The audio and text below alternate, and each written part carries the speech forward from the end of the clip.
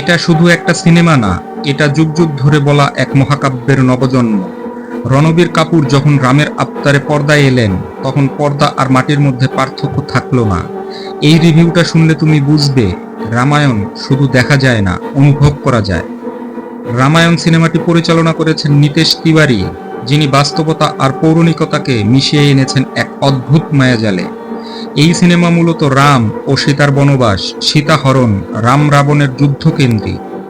কিন্তু যেভাবে camera, script আর VFX ব্যবহার করা হয়েছে, তাতে মনে হয় যেন আমরা সত্যিই ত্রেতা যুগে প্রবেশ করেছি। রণবীর কাপুর অ্যাজ রাম।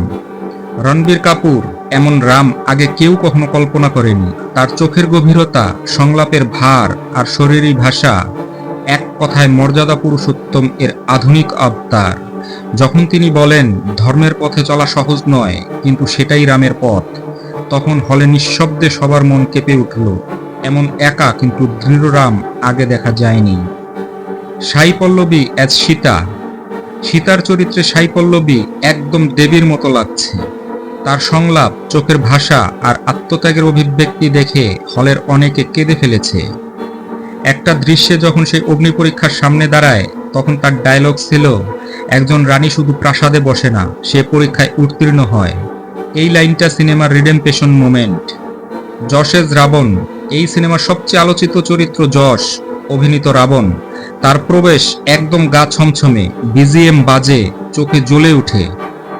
সে রাবণকে কেবল একটা খলনায়ক হিসেবে না, বরং এক বিদ্বান, অহংকারী অথচ ট্র্যাজিক চরিত্র হিসেবে উপস্থাপন করেছে।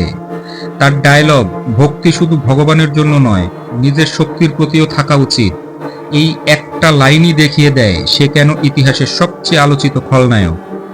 Music, VFX and visuals epic in every frame. সিনেমার সঙ্গীত পরিচালনা করেছেন এআর রহমান। গানের কথা, সুর আর আবহ এমনভাবে মিশে গেছে যেন মনে হয় ভগবান নিজেই কণ্ঠ দিয়েছেন। রাম, সিয়ারাম, অগ্নিপরীক্ষা আর যুদ্ধকালীন গান, লঙ্কা দহন, এক একটা গান হল জুড়ে কাঁপন তোলে। আর ভিএফএক্স হলিউডের অ্যাভেঞ্জার্স টাইপ লেভেল।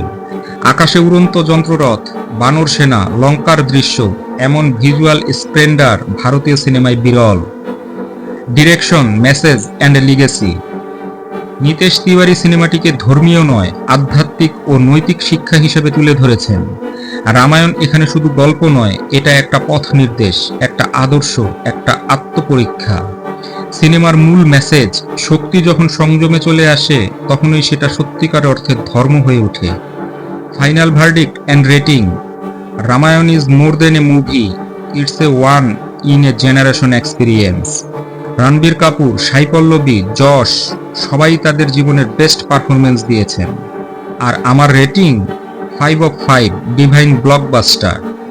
তুমি যদি সত্যিই রামায়ণকে হৃদয়ে ধারণ করো, তাহলে এই ভিডিওটা শেয়ার করো আর কমেন্টে লিখো রণবীর অ্যাজ রাম, আর বলো রামায়ণের কোন অংশ তোমার জীবনে গভীর প্রভাব ফেলেছে।